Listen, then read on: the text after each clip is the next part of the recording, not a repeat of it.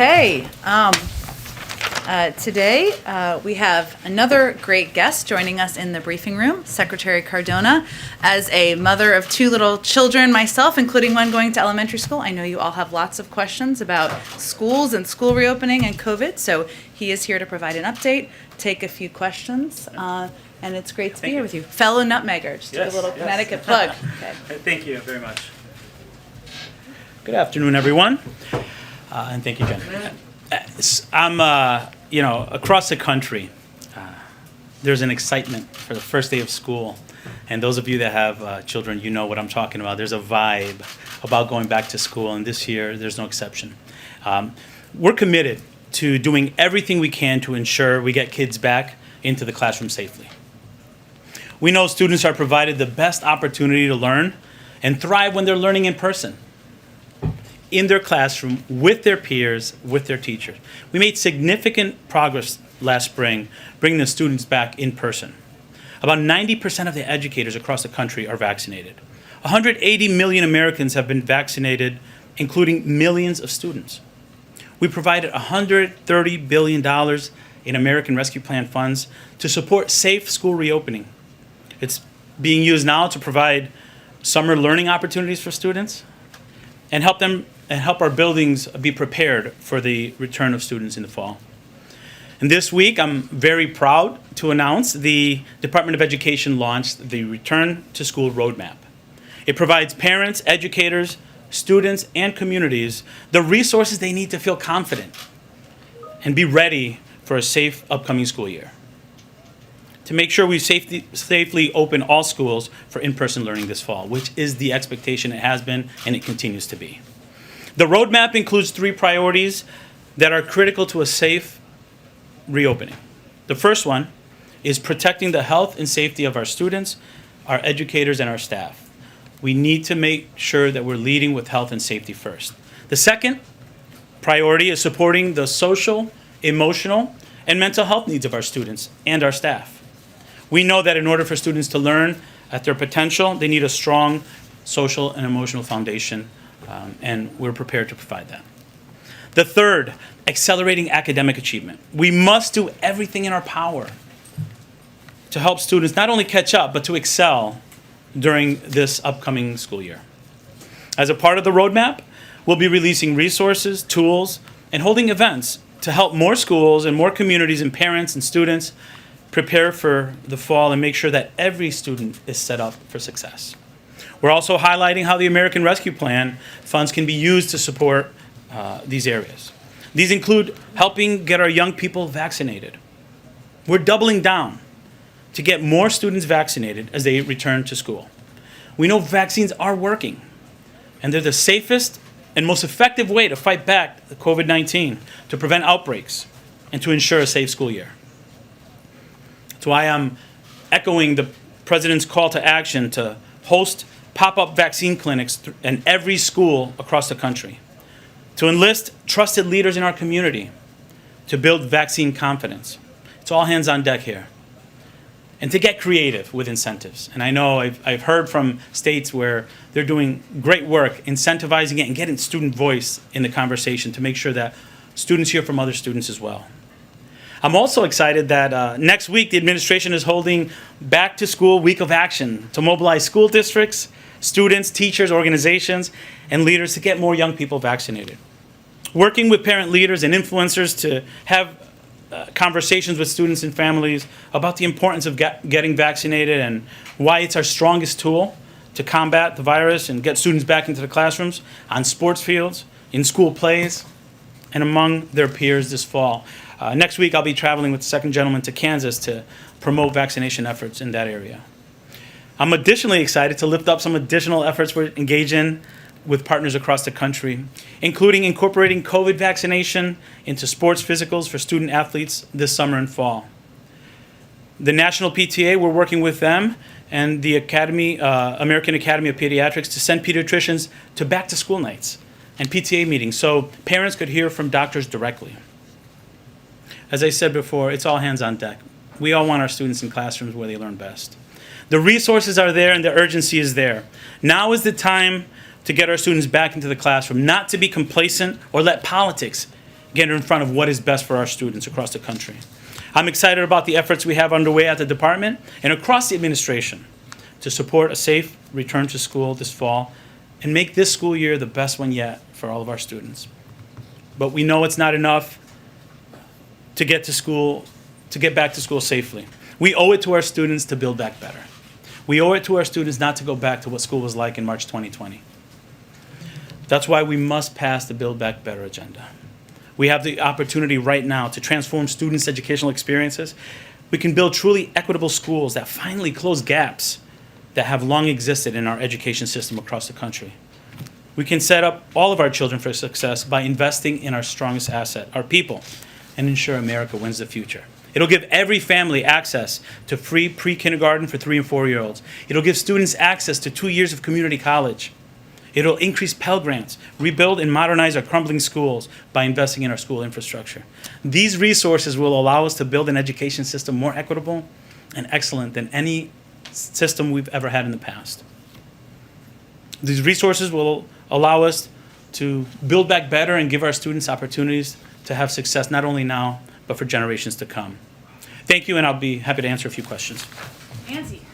Thank you so much, Secretary Cardona, for coming.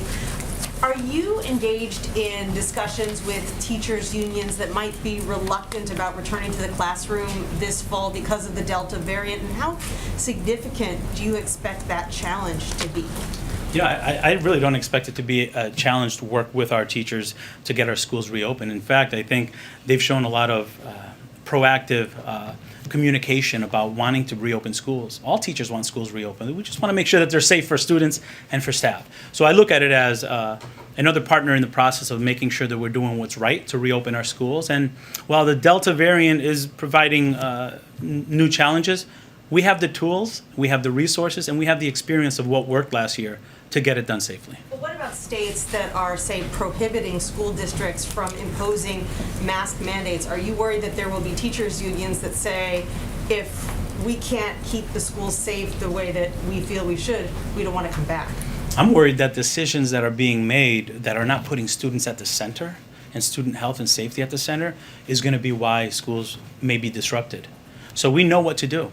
Don't be the reason why schools are disrupted because of the politicization of this effort to reopen schools. We know what works. We have to keep our students safe. We have to keep our educators safe. Tam? Yeah, reopening school is one thing. I think you just alluded to this. Keeping school open would seem to be another thing entirely. Right. What are you most worried about in terms of the ability to keep classrooms open, to keep kids, running up that hill to the school every day? We know what works. This is not our first time doing this. We have the benefit of the experience of last year. We have strong CDC guidance. The Department of Education has several handbooks.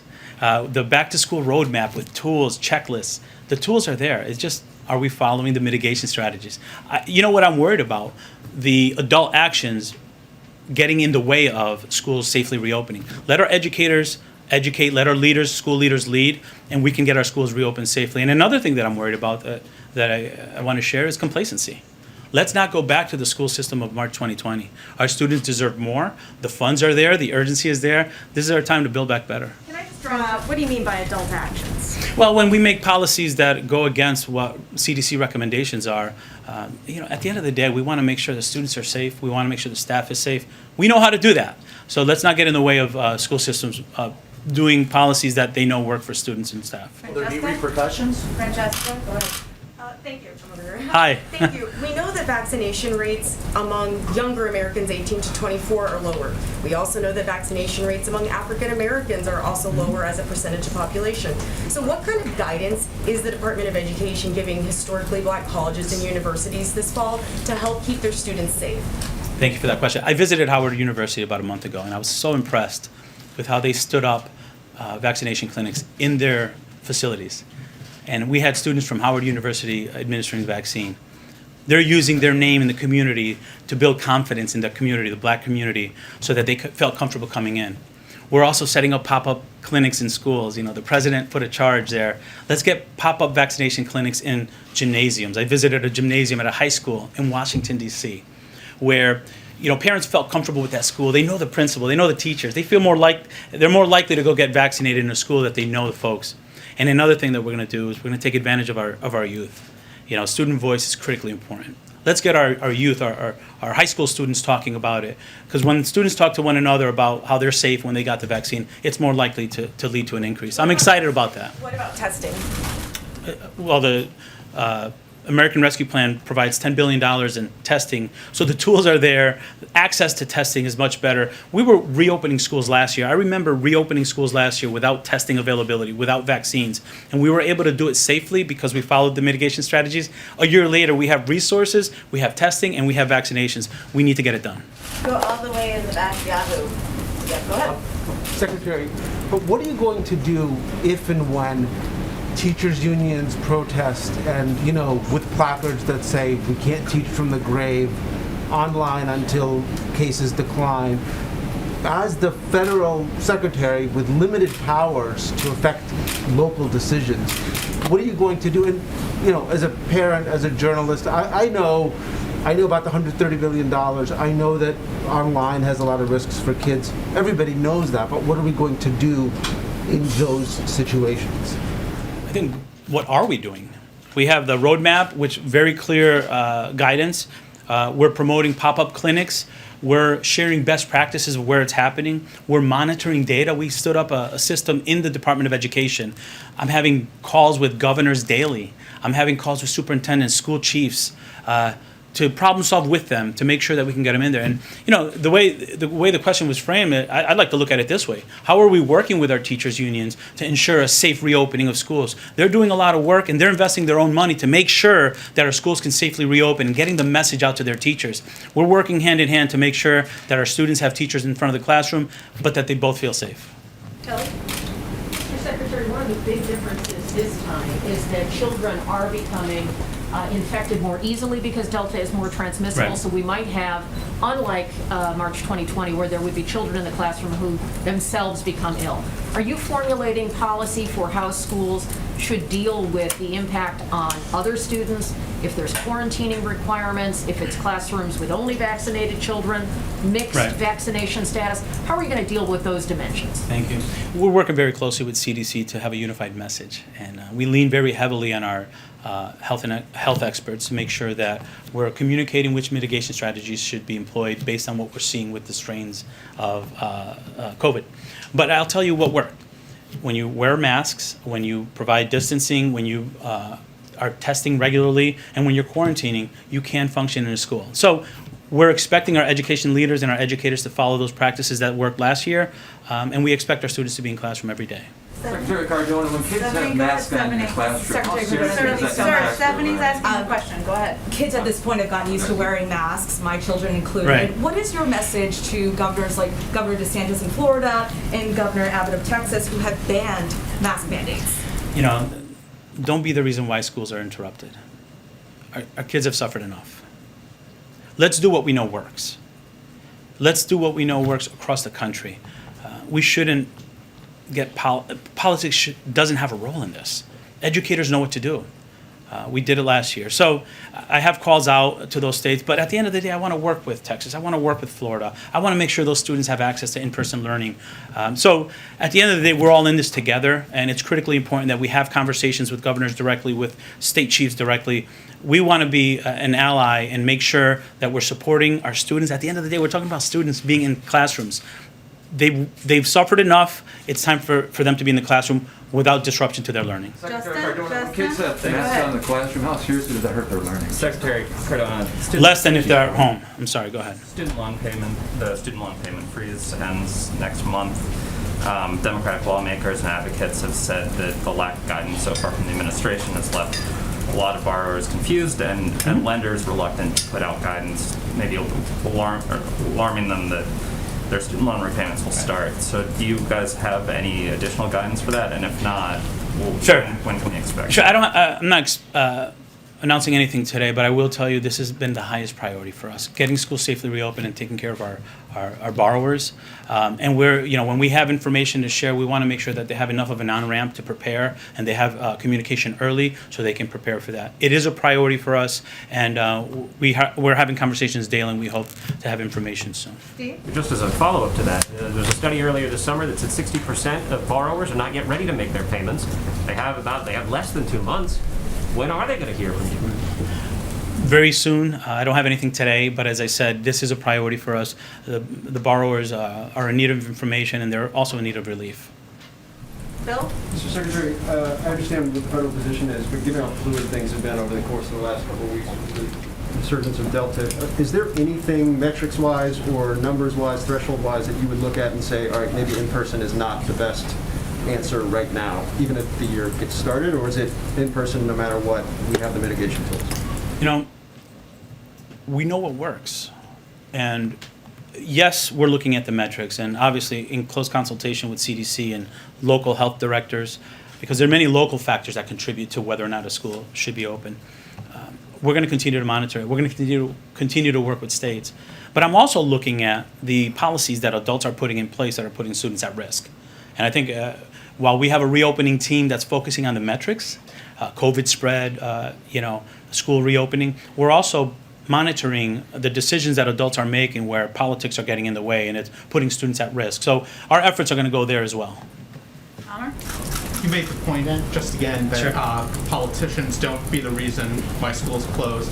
On the flip side, if you're a parent in one of these states, should families feel safe sending their children to schools where there aren't mask mandates? As a parent myself, I would make sure that when my wife and I are making decisions about sending our children to school, I want to make sure that they're going into a safe learning environment. I know that I can send my children into school with masks, although both of my children were vaccinated. If that's the rule in the school, that's what we'll follow. I do ask parents to communicate with schools now and make sure that they're comfortable sending their children to school. And I'm also going to be monitoring where places have rules that are limiting mask use, whether or not students that need to be in school are not going because of a lack of confidence. To me, those are adult actions preventing students to their right of public education. And is there if you find that that's an issue, is there anything that from the federal level you can do, any leverage that you guys If we have? find that because of poor policy, students are not accessing the right to public education, we will have conversations with those states and take that very seriously. Yamiche and Jeff, and then we got to wrap it up. He's got to go. Thank you, Secretary. I'm over here. Sure. Hi. Thanks for taking my question. Thanks, Jen, for letting me ask it. My question is, you've talked a bunch about kind of science not being in the way, politics not being able to get in the way of science. I wonder what mechanisms, what sticks, what sort of consequences might the education department have in its toolbox to ensure that in districts where we see school leaders fighting with, frankly, politicians when it comes to CDC guidance, that the education department might be able to back some of those school districts up. We're seeing places where school districts want to mandate masks, but obviously state leaders are saying they can't do that. What could the education department do to ensure that those leaders have? Sure. We're going to constantly work with those states, with those leaders. At the end of the day, we're on the same team for the kids, right? And, I applaud Governor Hutchinson for what he's doing. And I recognize that we have to be malleable to address the increase in spread. And that requires partnership. Withholding money, that's going to hurt kids. That's going to hurt kids more. So we're going to continue to work with those states and do what we can to help them understand how important it is to make sure students are getting into school. And my hope is that students go into schools in those communities as well. But if we're starting to notice that students are not going in because they don't feel confident, then we're going to have conversations about that. Those conversations that you said you don't want to withhold money, is there anything else that the department can do if it's not, that won't hurt kids, but that can send a message that science and politics can't mix? We're in this to stay. We want to make sure those kids get into school, and we're going to do everything we can to make that happen. Thank you. Thank you. Mr. Secretary, can you give us an update on the proposal to teach more Black history in schools? Did the Republican Black backlash over that have an impact over your plans? I always say I trust my educators across the country to make sure that our curriculum promotes the beautiful diversity of this country. And we could do so as educators in a way to unify our students in our country and show respect to others. That's another example of something that's become politicized, and I have confidence in my educators, and I have confidence in their ability to teach students about our history, and in the process we can learn about one another and become a stronger nation. Thank you. Still on track, that proposal? Which would, you talking about the priorities? Yes. Yeah, the priorities are still what they are. I think for us, the way we put it forward allows districts and states to put in their proposals and how they want to teach it. But I think, again, it became a politicized issue that didn't need to, and it took us away from what I think is most important, our Build Back Better agenda and getting students safely back into school. Thank you. Thank you, Secretary. All right, thanks. Always welcome to join us. Thank you. All right, I'll get my mask on here. Would you like to teach more science in school, Mr. Secretary? Want to get in school safely? We could talk about the discussions there, and I'll be back for that. Thank you. Thank you. Thank you, sir. We're pro-science, just in case there was confusion. Okay, couple of items for all of you at the top. Today, the President will announce a new set of actions aimed at advancing the goal of increasing the impact of his Build Back Better investments to address our climate crisis, positioning America to drive the electric vehicle future forward, outcompete China.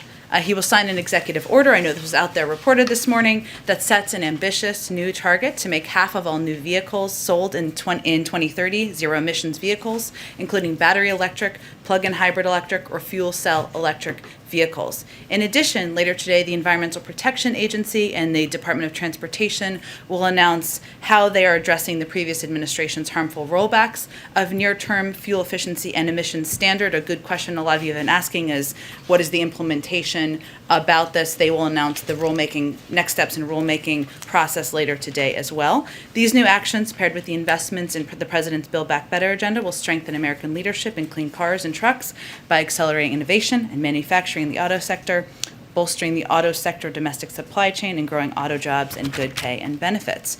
We are also announcing today the Biden administration commitment we are committing more than $3.46 billion in new funding to help states and partners increase resilience and reduce the impacts of climate change nationwide.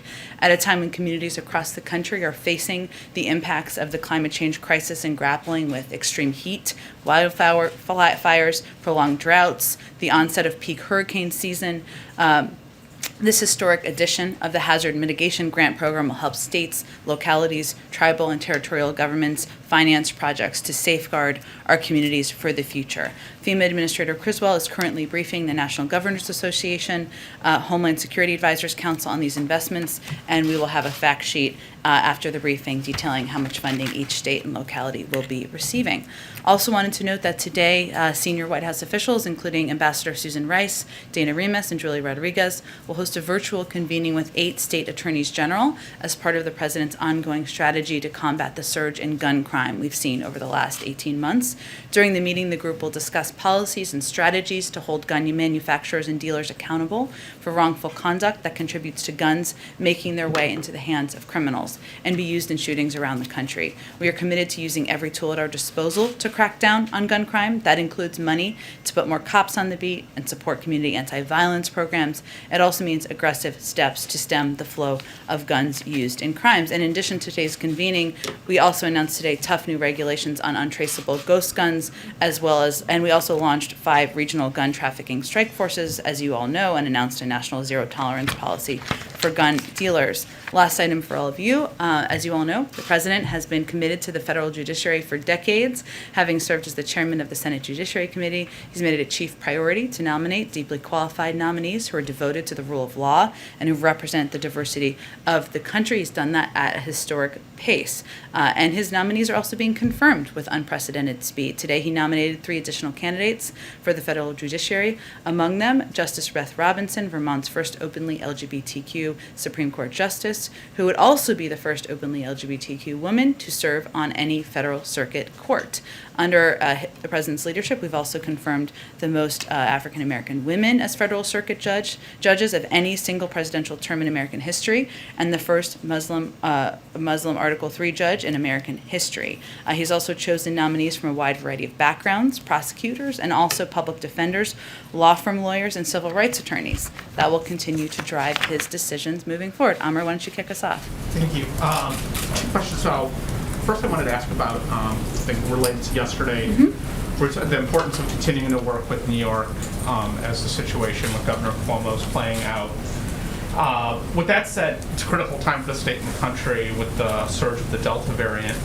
Will the president pick up the phone and personally insist to the governor that for the good of the state, it's time to step down?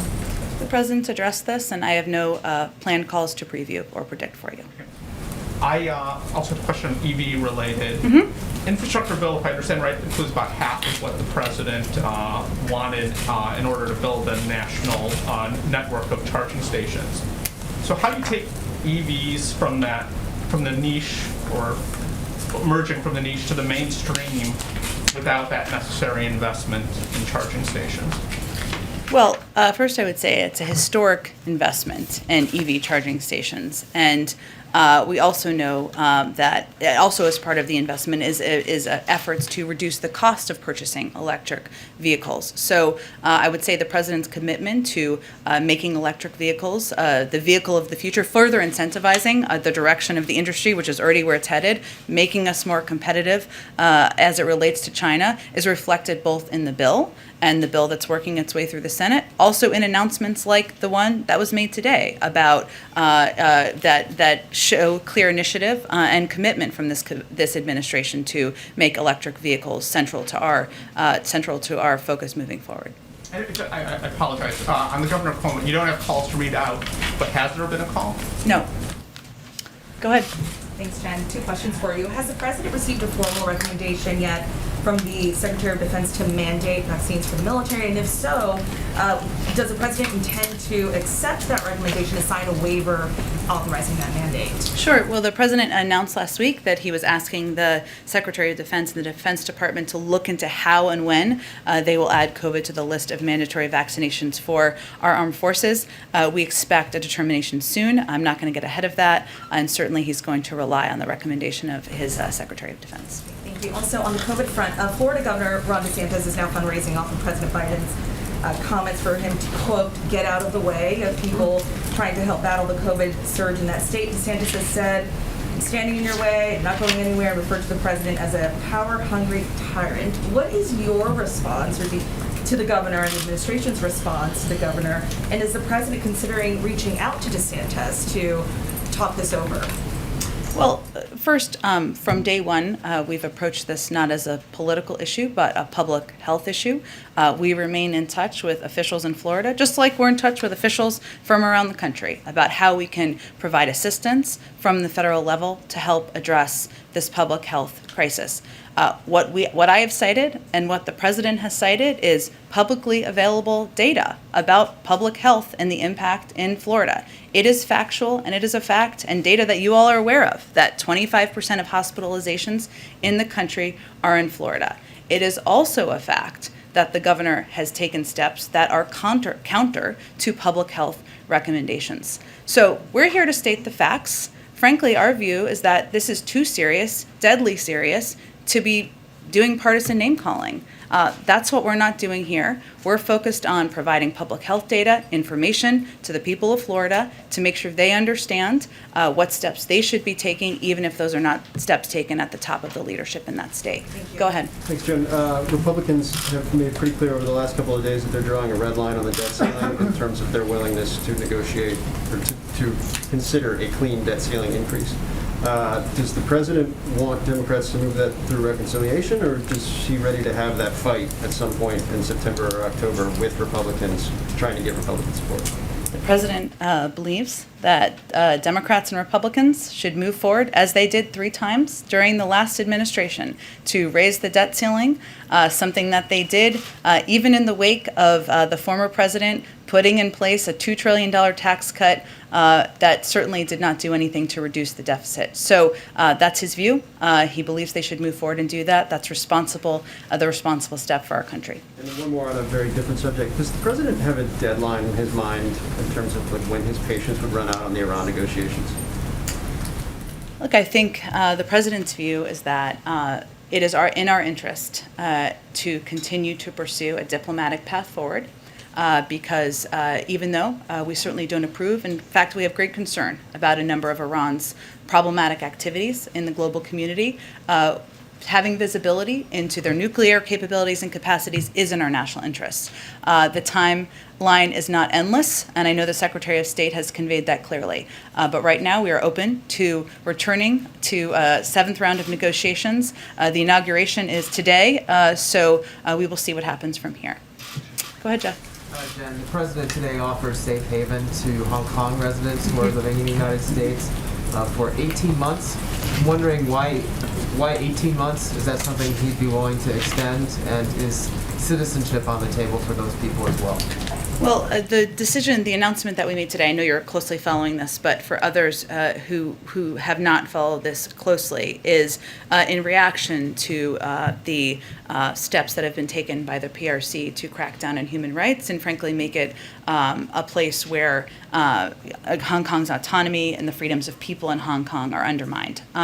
In terms of what could happen 18 months from now, I'm certainly not going to get ahead of that. Obviously, our hope and our objective and our work on the international forum is to change the behavior that is happening and the oppression that we're seeing of the people in Hong Kong. But certainly, this step is one that is meant to ensure we are practicing what we preach in terms of human rights values and ensuring that people who are in this country don't face the ongoing repression that we're seeing in Hong Kong. And one more related to China. China says it has supplied over 770 million vaccine doses to other countries. President Biden often says that the amount of vaccines that the U.S. has shared is more than the rest of the world combined. President Xi today also said they're planning to donate $2 billion this year. Just wondering if you question China's math and or whether the U.S. is planning to give more than the president has already said. This is just the beginning, and we certainly plan to give more. We want to be the arsenal for vaccines in the global community. I would note, and then I'll come back to the numbers, that we provide vaccines to the world without strings attached. We want to provide them from a humanitarian standpoint because we think it is morally right, because we want to be a leader in the world on issues ranging from human rights to ensuring we're addressing the global pandemic. I'm not sure that's exactly the same approach that China is taking. In fact, it is not. But I would say that in terms of their numbers, it is not just us citing this. I believe the numbers we've cited or the numbers he cited the other day were from international experts who've looked at donations. I don't have data to confirm in terms of the numbers that China has contributed to the global community. Go ahead. Thanks, Jen. The automakers that are appearing with the president today at this big announcement also lobbied the Trump administration to roll back emissions standards that were set by the Obama administration. So what gives this White House confidence that they are actually going to reach for this ambitious new goal, especially given the fact that the executive order is not binding? Well, first I would say they're standing with the president today while he's making this announcement. That is certainly significant. And we've also seen a lot of these industries move in the direction of electric vehicles. That's not just the president saying that. That is the direction where a lot of these industries are moving. One of the things the president's going to talk about this afternoon is the fact that we need to address also supplies like batteries, which right now China is producing about 80% of batteries that are required for that industry to succeed. But I also would note that in addition to the announcement today, and I noted this a little bit at the top, there will be rulemaking steps that are announced by the appropriate agencies later this afternoon to ensure that we can move forward and make these pronouncements a reality. And the founder of Tesla, Elon Musk, expressed surprise that he was not invited to this ceremony because his company is obviously such a large manufacturer of electric vehicles. Can you give us any insight into why Tesla wasn't included in this event? Well, we, of course, welcome the efforts of all automakers who recognize the potential of an electric vehicle future and support efforts that will help reach the president's goal. And certainly, Tesla is one of those companies. Today, it's the three largest employers of the United Auto Workers and the UAW president who will stand with President Biden as he announces his ambitious new target. But I would not expect this is the last time we talk about clean cars, the move toward electric vehicles, and we look forward to having a range of partners in that effort. So it's not because Tesla is a non-union shop? Well, these are the three largest employers of the United Auto Workers, so I'll let you draw your own conclusion. Go ahead. Thank you, Jen. Democratic Congresswoman Cori Bush is saying that she favors spending tens of thousands on private security to keep her safe, and that people should, quote, suck it up, defunding the police has to happen. Didn't President Biden say a few weeks ago that anybody who accuses the party of being anti-police is lying? Well, I think we shouldn't lose the forest through the trees here, which is that a member of Congress, an elected official, is concerned that her life is threatened, and that's disturbing, that any elected official would have to suffer death threats and fear for their life. So I'm not going to comment, of course, on their security arrangements. I don't have any more details on that, but I think we should start with that point first. I will say that the president has been crystal clear that he opposes defunding the police.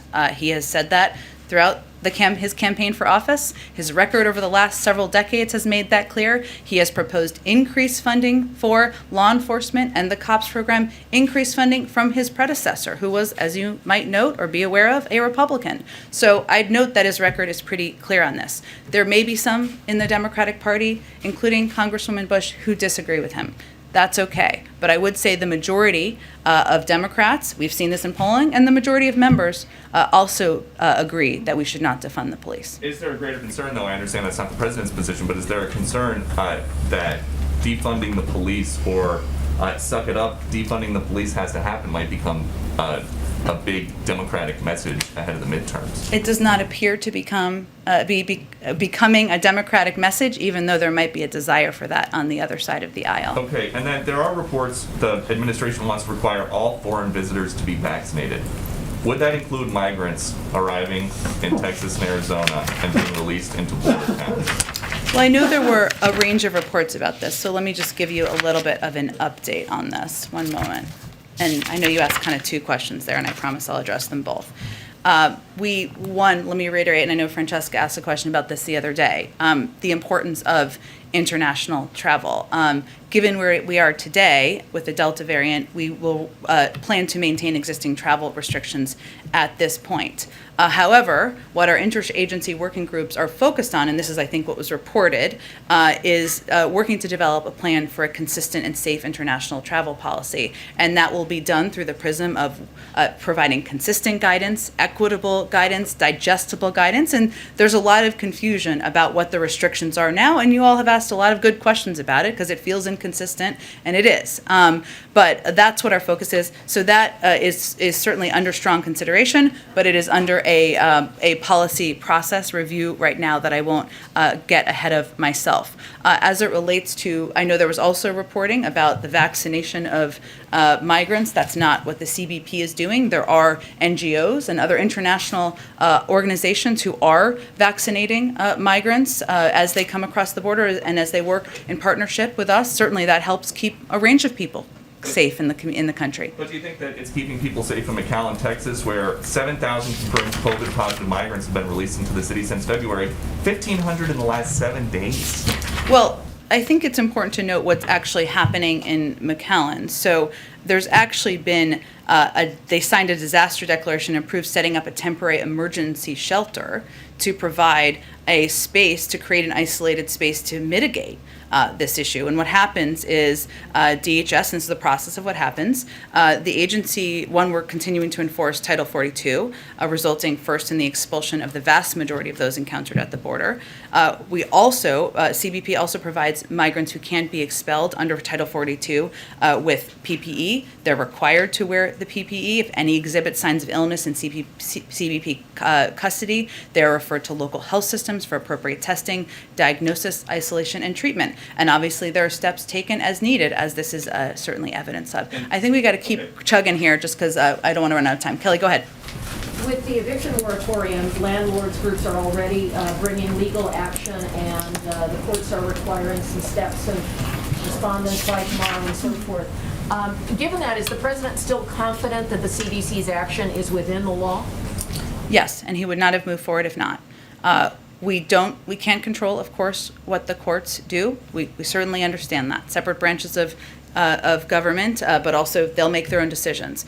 But what we can control and what we are very focused on is what we can do in states and what we can do to push this funding and money out. And, as we've been talking about quite a bit in here, there was an incredible amount of activism, of calls for an extension of the eviction moratorium by a range of members of Congress. We talked about Congresswoman Bush in a different capacity. She's certainly one of them, and many others joined her in this effort. And what we are hopeful now is that we can all take that activism, those calls for an extension, those calls for providing relief to renters, and take them to states and pressure states and leaders to get this money out easier. I'd also note, what was interesting I saw this morning is that Senator McConnell and Senator Schumer, both in a moment of bipartisan agreement, agreed states need to do a better job. So that's what we can control. That's where our focus is. We can't control the courts. And obviously, we're not going to speak to ongoing litigation. As you support private sector businesses around the country and other kinds of institutions that are setting requirements for vaccines and so forth, what guidance are you offering for how small businesses police that?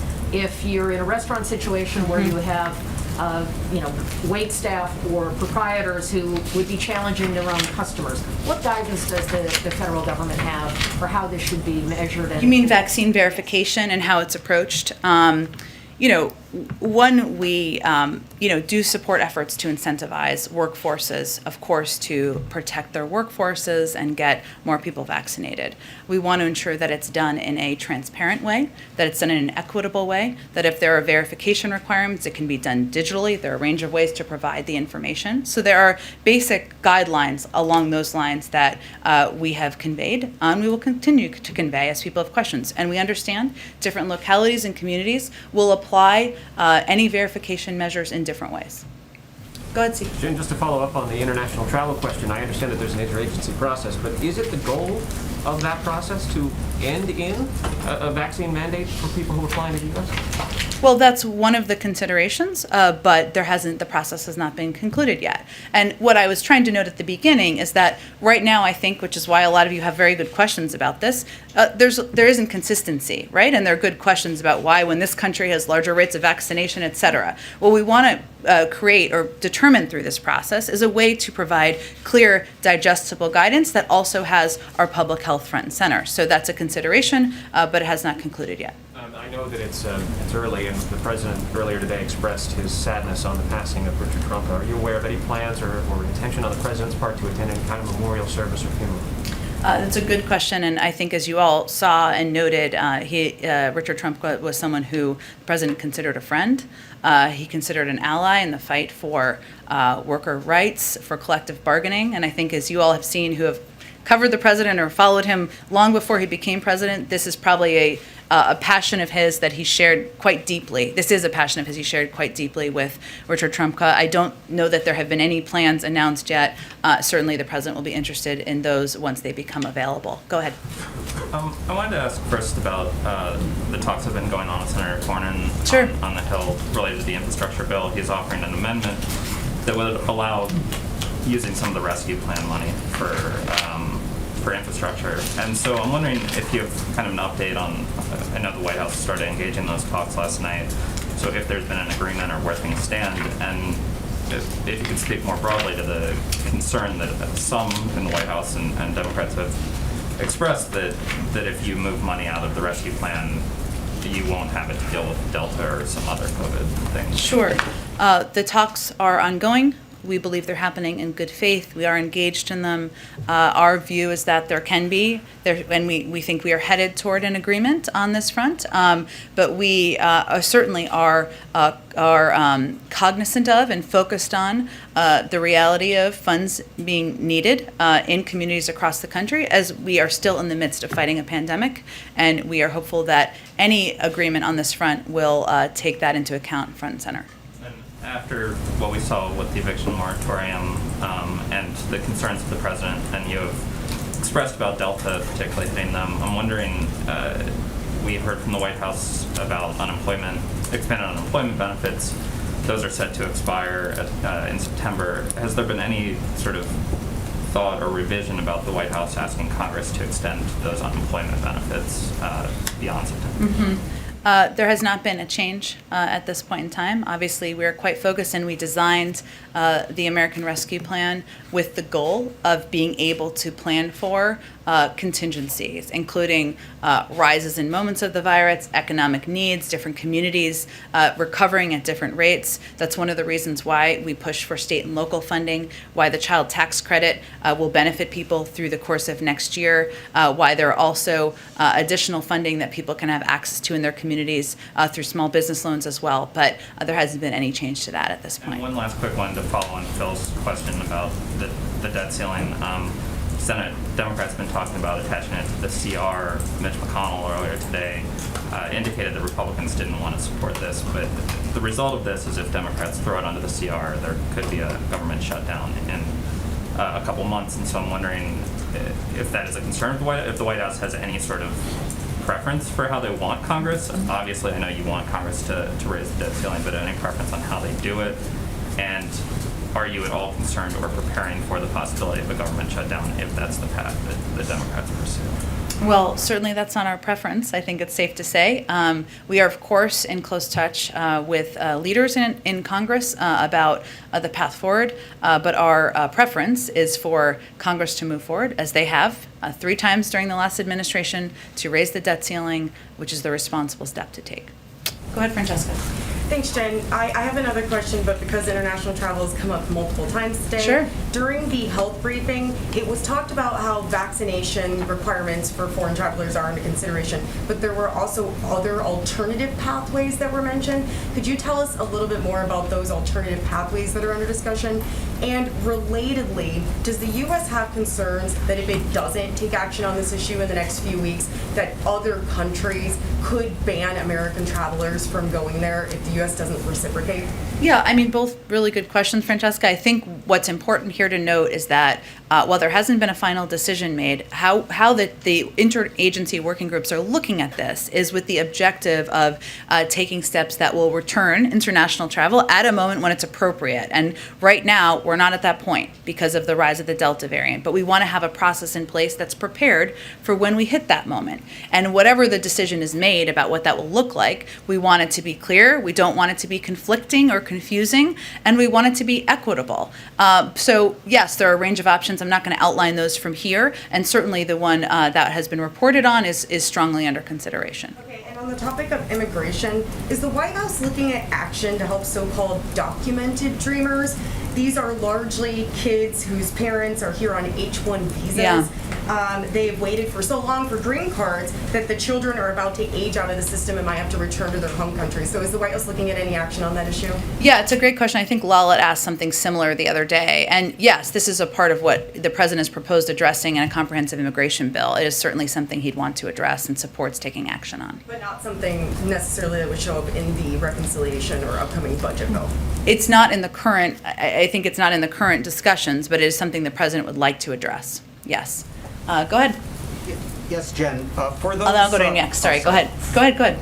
Yes, for those foreign visitors who are anticipating vaccination proof to come into the United States, if they've had the Chinese or Russian vaccines, should they be confident that those would be accepted, or should they go get another vaccine if it's available? It's a really great question. We're just not at the point where the process has concluded. When it concludes, we will provide more details to everyone about what they would need to expect and what they would require and what they would need. I will also note that you've asked me repeatedly a very good question about American citizens who are overseas. You may have received an answer from the State Department, but just in case, to confirm for you, we don't provide direct medical care to private U.S. citizens abroad from the Department of State, as I think most of you who have covered the State Department are well aware. But we do work with countries that have a robust vaccination program to ensure that all residents, including U.S. citizens, can receive vaccinations.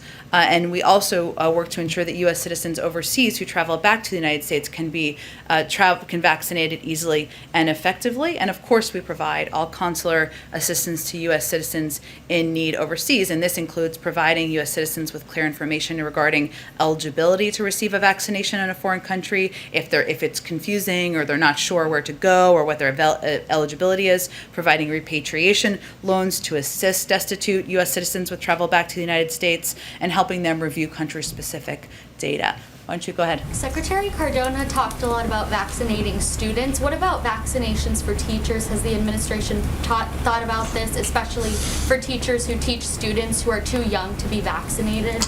Well, we know that 90%, it's probably higher now, of teachers, I should say, across the country are vaccinated. So it certainly has moved in the right direction. And that's something school districts may make decisions about as it relates to mitigation measures. But that wouldn't be something I would expect from the federal government. It would be something that school districts would determine. But again, 90% of teachers as of a week or so ago were vaccinated, which we think is in part because they were prioritized from the beginning and because it has been emphasized by the administration in part. Go ahead, Katie. Thanks. Governor Abbott of Texas is convening another special session in effort to pass that much debated election legislation there. He has also said that the White House has passed objections to this legislation amounts to disinformation. So what is the administration's response to that? Look, our fundamental view is that if you are pushing for legislation that makes it harder and not easier to vote, that makes it less accessible, that limits the ability of people to get to the polls, to take time off to do that, then our question is, what are you afraid of here? Are you afraid of more people getting out to vote, or what's the concern? So again, our view is that we need federal legislation, of course, passed to protect people's voting rights across the country. There's ongoing discussions about that. The president would love to sign federal legislation into law. And does the president think Texas Democrats should stay in town this time? Well, certainly the president believes that, one, they've been outspoken advocates and champions of voting rights, and I can't say I'm exactly following too closely the legislative calendar there, but certainly if it required them to be there, we would support that. Go ahead. Two questions. First, on COVID and vaccines, working to reach out to Republicans. Senator Lindsey Graham obviously tested positive for COVID and spoke out about the importance of the vaccine. Does the president have any plans to try to elevate the voices of Republicans like Senator Graham? Or there was a representative from South Carolina today who announced he tested positive. Also, a Republican said he was vaccinated. You know, there obviously a large swath of the country that is not vaccinated. That's been a problem in conservative areas. Does the president or the administration have any more efforts to try to elevate those voices? Well, first I would say the majority of Republican governors also are doing exactly the right thing in their states. I mean, we talked about Asa Hutchinson earlier. There are a number of governors across the country who are either working with the federal government on resources we can provide, encouraging vaccination, encouraging masking. This is not political to us, nor should it be political. And certainly, Senator Graham has a constituency, and we think it's great that he's out there talking about the impact of the vaccine, even while we wish him a speedy recovery. I will note that what we've seen in poll after poll is that the most trusted voices are people in communities, not necessarily elected officials. So it's a net positive for elected officials to be out there talking about the efficacy of the vaccine, the fact that they're vaccinated, how it's, I know Senator Graham talked about how it protected him from more severe symptoms from COVID, but we're still going to focus our emphasis and our efforts on local voices and local trusted leaders in communities, because that's what we've seen is most effective. And just today, Dr. Fauci talked about Operation Warp Speed, giving credit specifically to Alex Azar and his work. Any more effort to try to get the former president to speak out on this issue? People have said, Trump officials said that he deserves some more credit, and if Biden did give him that, that could potentially help get more people vaccinated. Well, I would just first say that the president not only talked about the role of the last administration in getting the vaccine approved during the transition, but he talked about it just last week. So I wouldn't say we're shying away from talking about the fact that it was a vaccine that was approved during some of the vaccines, I should say, approved during a Republican administration, and the implementation and effort to get it in the arms of people during a Democratic administration. The former president has said he got the vaccine. He said it was people should get it, and if he wants to do that more, then good for him. That's good. Okay, go ahead. On the requirement that federal employees be vaccinated or get tested, is there an estimate of the cost of this testing to the federal agencies? And will the administration commit to, once the testing starts, making public how much that is costing? Well, it's agency by agency, and obviously we're less than a full work week in here, so they're going to be, different agencies are going to be accounting for it different ways, but I certainly think it's going to be covered by existing funds and existing budgets of each agency, but it's not one federal pot. But can we get an accounting of how much that is costing? I can certainly check and see, but it's existing funding. So, as people put out their budgets or spending, I'm sure it would be accounted for in terms of how we're planning for and protecting people from COVID. And obviously, funding to cover your testing is included in some of this as well. Go ahead.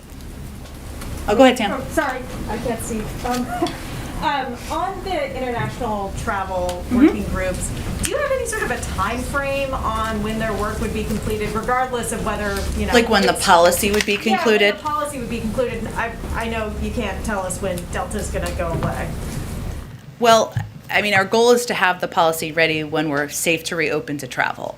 So it's hard to determine what that looks like. We'll have a better estimate as we see what's happening in our country and around the world. There are active, ongoing interagency discussions, but I don't have an estimate on when it will be formally concluded. And on the Delta variant and breakthrough infections, there have been more and more sort of anecdotal cases of breakthrough infections, famous people like Lindsey Graham getting breakthrough infections.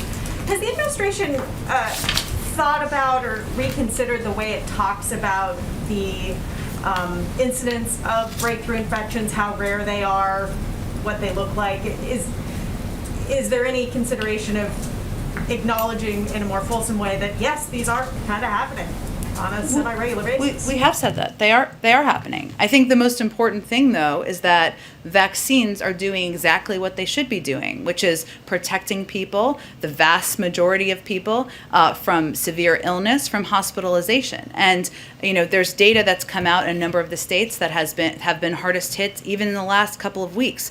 Almost 100% of the new hospitalizations in Alabama are with unvaccinated folks. In Florida, officials have said that more than 95% of those hospitalized were not vaccinated. In Ohio, 99% of Ohio COVID-19 deaths, hospitalizations in 2021 were unvaccinated. So our objective is to project to people very clearly how vaccines can save your life. It doesn't mean that every person who has a vaccine will not test positive for COVID. We know there are breakthrough cases around the country. As more people get vaccinated, there will be more, just as a percentage, just by numbers.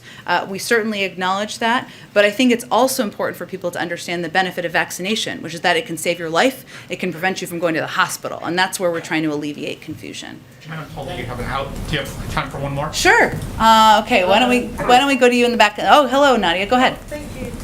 Thank you, Jen. Is the White House worried about the threat and counter-threat between Israel and Iran and the high rhetoric with the threat of the Israelis launching a military strike against Iran?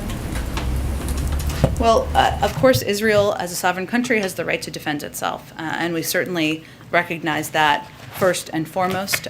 We, of course, are working with the international community and have concerns about the escalating activity we've seen as it relates to the seized tanker, the Asphalt Princess, also the Mercer Street attack. And these are all certainly issues that are of concern to us and of concern to the international community. We feel it follows a pattern of attacks and other belligerent behavior, and these actions also threaten freedom of navigation through crucial waterways, something that is posing a risk to a range of countries around the world. I would also note that we know our British partners have called for action, called for steps in a coordinated way from international bodies, including the United Nations, which we would certainly support. Thanks so much, everybody. See you tomorrow. Thanks, Jen. support the booster shots? Jen, do you support the booster We shots? support them if the FDA approves them, and we'll have enough supply. That's the good news. Thank you, Jen.